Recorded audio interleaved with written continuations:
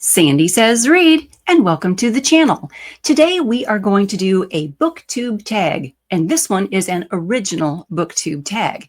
I came up with this one because I wanted to honor a pretty cool legacy that a gentleman has left for us.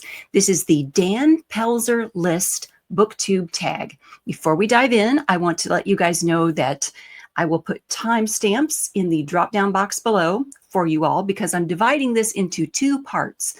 The first part, we're going to take a little time to talk a little bit about Dan Pelzer and the legacy he left for us. I'll be reading a lot of that off of the screen for you because, you know, I need notes to do this. And then the second part is going to be the tag itself, okay, the prompts for the tag. And there are only 5. This can be quick, I hope, okay. But I want to put timestamps below so that if you don't want to sit through all of the talk, you don't have to. Another housekeeping item I want to just get out of the way, first and foremost, is, okay, you guys know, yes, Sandy is a Booktube content creator. Sandy is also an author. Talking about myself in third person. I'm also an author. And so I have for you guys out there who are also Booktube content creators, a box, this lovely box that you see before you here.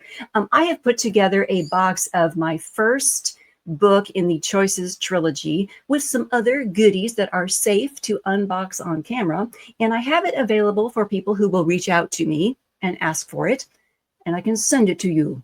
Hopefully, if you are within the continental United States, please, because I will send it to you for free. I'll send it to you so that you can unbox this fabulous box on your channels and have some free content to put together. And then if you feel like it, afterward, you could then read and review the book on your channel, if you so desire. Okay, that's all the housekeeping stuff. I want to dive into this 2-part tag now. Okay, I've got all the stuff up here on my screen, and I'll begin by mentioning that if you also want to do this tag, please use the hashtag Dan Pelzer List. That's Pelzer with a Z, Dan Pelzer List. That way we can find each other and, you know, comment on each other's tags as we do these things. I also will put a link to Dan's reading list in the drop-down box below. The Columbia Library, where he checked out most of his books, they posted his list, and it's a doozy, you guys. Okay, so starting part 1 of this video, there is a lovely obituary that details Dan's history at legacy.com. And of course, it mentions the names of his children who made the journal of his books read available to us.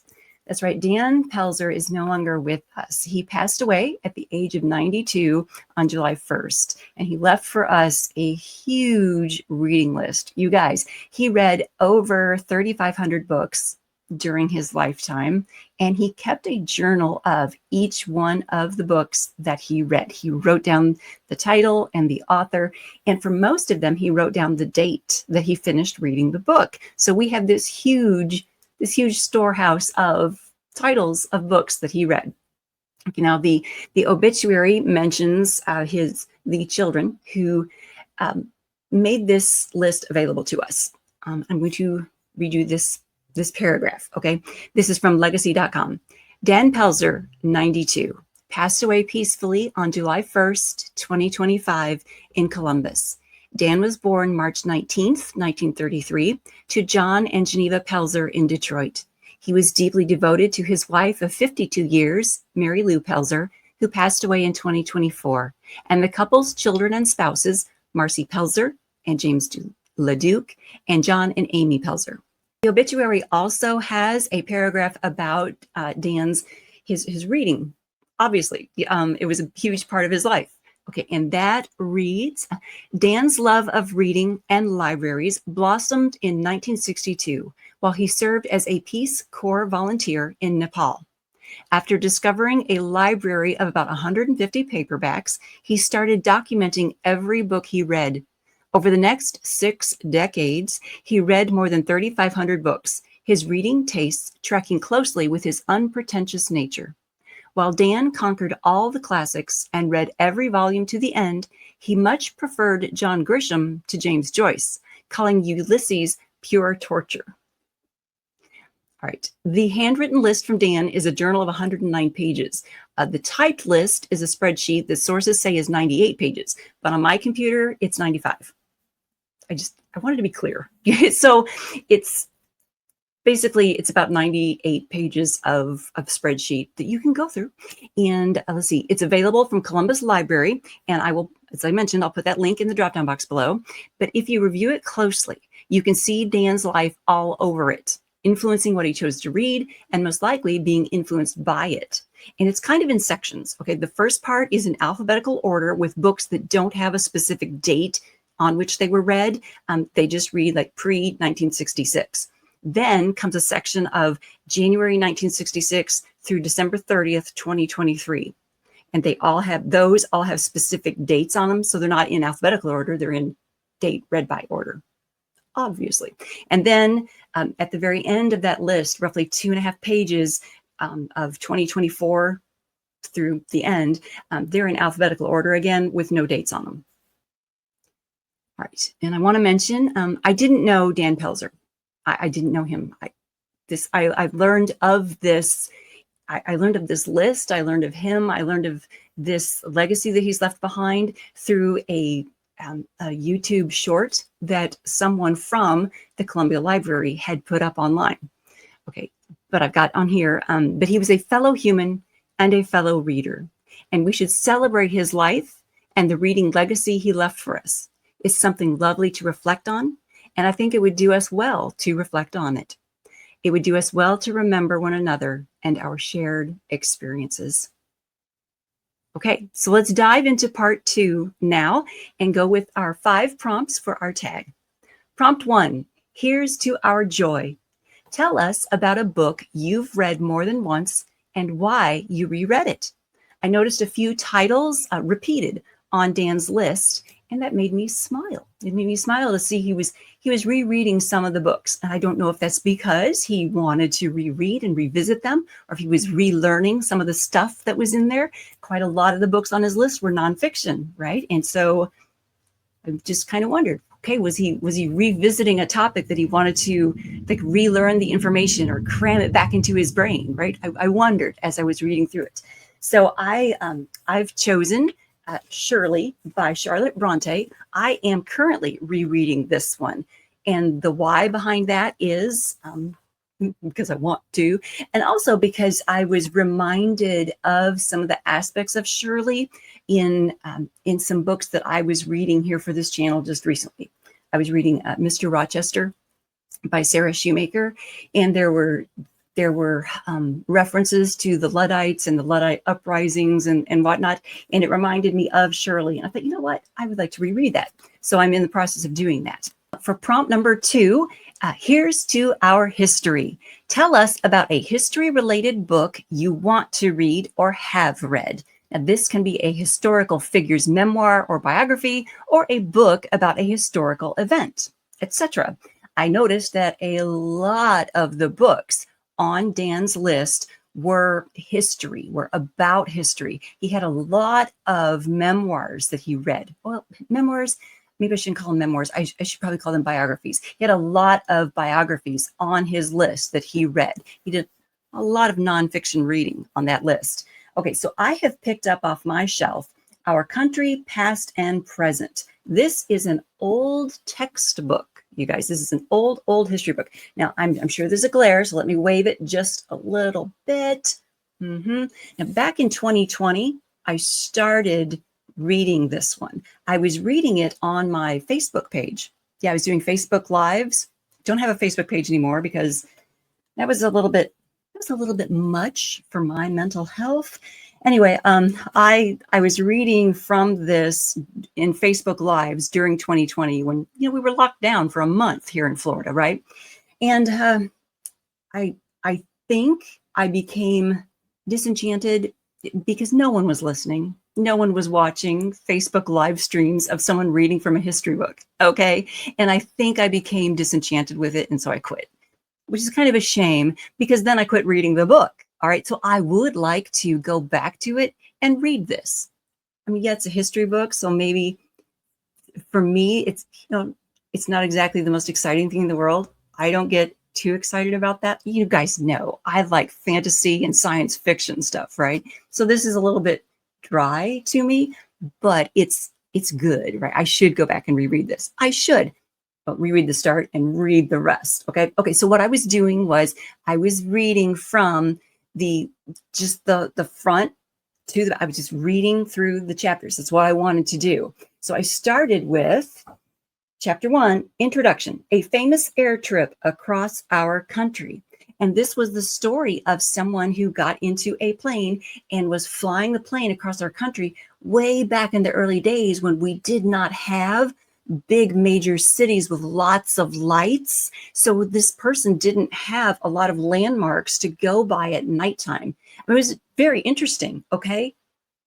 I thought it was very interesting. Anyway, this book was published back in 1930. It is Our Country, Past and Present, a unified course in the history and the geography of the United States for elementary schools by William L. Nida and Victor L. Webb. You guys, this book belonged to my dad. My dad had this book when he was in grade school, property of Frankfort Community Consolidated School District number 68. Yeah, when he was in school, this was his, which I think is just very cool. Okay, so it's not just a history book; it's like history in my family history book. Yeah, so I kind of dig the idea that I could now go back and read this, thanks to Dan's list. Now for prompt number 3, here's to our health. Tell us about a health-related book you want to read or have read. This can be a book about physical exercise, therapy, nutrition, brain teasers, sports, etc. Dan had a lot of health-related books on his list. He had a book about chess, and then he had a book that I recognized about Bobby Fischer, winning that big chess tournament. I recognized that one because that book had been in my parents' house when I was growing up. So yeah, there were several books though on Dan's list about physical health and nutrition, diet health.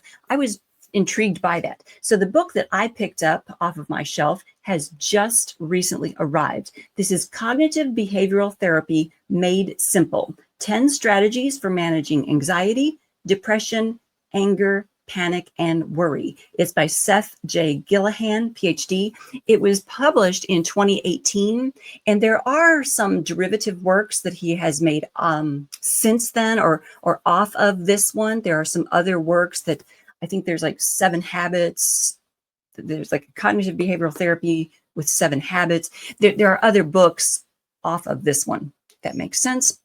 I picked up this one, or I ordered this one just in the last week because a colleague of mine in the asphalt industry recommended it. We're working on some mental health wellness articles going forward in the magazine that I edit, and he recommended this. And I was keen to pick it up because, we all feel anxiety at some time or another in life, right? We all have those moments of panic at some time or another in life. And lately, I have been dealing with feelings of anger. I have like moments where I just have deep rage and I have to talk myself down from that, do some breathing, right? And so I'm interested in what this book is going to say and how I might apply it in my own life.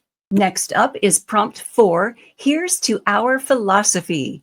Tell us about a philosophical, ethical, religious, or justice book you want to read or have read. This can be an academic book that teaches the subject in question, or some other book that views and discusses the topic you're most interested in. For this one, I picked up a book that I have read in the past. This is Ethics, Theory and Practice by Jacques P. Thoreau, 3rd edition. You guys, I read this way back in college. One of my college classes was titled Ethics. That was the class, and this was the book. And I took it over the summer. Like I took one of the classes over summer just to get some extra credits under my belt for going toward graduation, right? I think that was my first summer. Might have been my second. Anyway, so that was probably the summer of 1989 or the summer of 1990, one of those two. It's been a hot minute, okay? But I can tell you about this book, the contents, the very first chapter, What is Morality? Chapter 2, Consequentialist, Theories of Morality. Chapter 3 is Non-Consequentialist, Theories of Morality. Chapter 4, Absolutism versus Relativism. Chapter 5, Freedom versus Determinism. Chapter 6, Setting Up a Moral System, Basic Assumptions and Principles. Chapter 7, The Taking of Human Life. Chapter 8, Allowing Someone to Die, Mercy Death, and Mercy Killing. Chapter 9, the whole chapter. Chapter 9, Abortion. Chapter 10, Lying, Cheating, Breaking Promises, and Stealing. Chapter 11, Morality and Human Sexuality. Chapter 12, Bioethics, Ethical Issues in Medicine. Chapter 13, Business Ethics. And then the appendices. So yeah, it was 13 chapters of heavy topics that we went over that summer. Yeah, interesting. What did I bookmark for you guys? Oh, notes. Okay, I bookmarked notes that I made. On page 114, I made notes in the margins about criticisms of hard determinism and arguments for freedom. It says hard determinists push language out of context. And my note was reductionists' position interprets from a small perspective, thus, I underlined thus, distorts the situation. All right. These two say the same thing. Okay. Yeah. Okay. So that was ethics. That is the book that I chose for what prompt 4. Tell us about a philosophical, ethical, religious, or justice book I have read. Okay, there you go. That's prompt number 4. And for our final prompt, here's to our classics. Tell us about a classic you want to read or have read. Kind of an easy one, right? In the first part of this, when we were talking about this concept of honoring Dan's legacy, I mentioned in there that the legacy.com mentioned that Dan had conquered the classics. So he did read a lot of classics. There were a lot of them on his list. There were some like volumes he had read that had like multiple classic stories within the volumes. Okay, he read a lot of books that had like compendiums, I guess you would say, that had stuff crammed in them. So for this one, I wanted to bring up The Woman in White by Wilkie Collins. I read this one, I would say within the last decade, I've read this one, and I found, I really enjoyed it. I liked it a lot, okay? I found it intriguing how when Laura married, she married a guy who, I don't know, I don't want to give too much away, right? I would encourage anyone to read this book, but she married a guy who basically was willing to have his wife committed just so he could do other things. Yeah, that reprehensible. But I bookmarked a page in here where there's a picture of this guy, Count Fosco, who is not a great guy, all right? But he's got some birds around him. There's an African gray parrot on his shoulder. Isn't that nice? Isn't that cute? Yeah. But Count Fosco himself, whoops, there's a pamphlet in the front. Yeah, Count Fosco himself was not a great guy. Not good at all. And before we finish, I do have a bonus prompt for us. The bonus prompt, this is not one that I expect everyone to do, okay? It's a difficult one and it's time consuming, so I don't expect everybody to jump into this, but tell us how many reads you have in common with Dan. Okay, this can be a number, it can be a list, you can come up with your own little list, or it can just be a sense of how many books you thought you might have in common with him as you breeze through the list. When I went through the list of 3,500 titles, I didn't find very many that I had in common with him. I'd put it as maybe less than 20 that I had in common with him. I was so delighted that the pre-1966 titles that were in alphabetical order, one of them was Jane Eyre. Like, yeah, all right, Jane. So Jane Eyre was on the list, but I would put it at less than 20 that I had in common with him. Quite a lot of his books were biographies. And, you know, I'm not not a big memoir and biography reader. I just not. And so many of his books were nonfiction, and I'm just not a nonfiction reader. I typically am not. So I didn't expect, once I saw the track that we were getting into, I figured, boy, I'm not going to have a lot in common with him. And that's fine. That's fine. I was still so intrigued by the titles I was seeing from Dan. He read a lot. Okay, so you guys out there, if you do this tag, if you have the time to go through his list, let us know. I mean, if you go through each title the way I did, tell us how many books do you have in common with him, or do you have a sense of how many you have in common with him? So that is all of our prompts for the Dan Pelzer List Booktube tag. I want to encourage anyone out there who is intrigued by this to give it a try. Be sure you use the Dan Pelzer List hashtag so we can find one another and see what one another is thinking about this. I would like to tag a couple of specific people out there who I think would enjoy like the legacy concept of this. I'm going to tag Pat at Book Chat with Pat. Of course, she will dig this. Jim at Jim's Books, Reading and Stuff. Elise at Cobalt Dragon. Shelley Swearingen. And Kelly at Books I'm Not Reading. I think that crew right there will really, I think they'll dig the legacy concept of this. And I think they'll enjoy this. You guys, I want to thank you for sitting through all of this and some of my rambling. Thank you for tuning in. Thumbs up for reading all the books. Thumbs up for leaving behind a really cool list for us to learn from, to share from, to grow with. You guys, it's quite the list. Thank you so much for tuning in.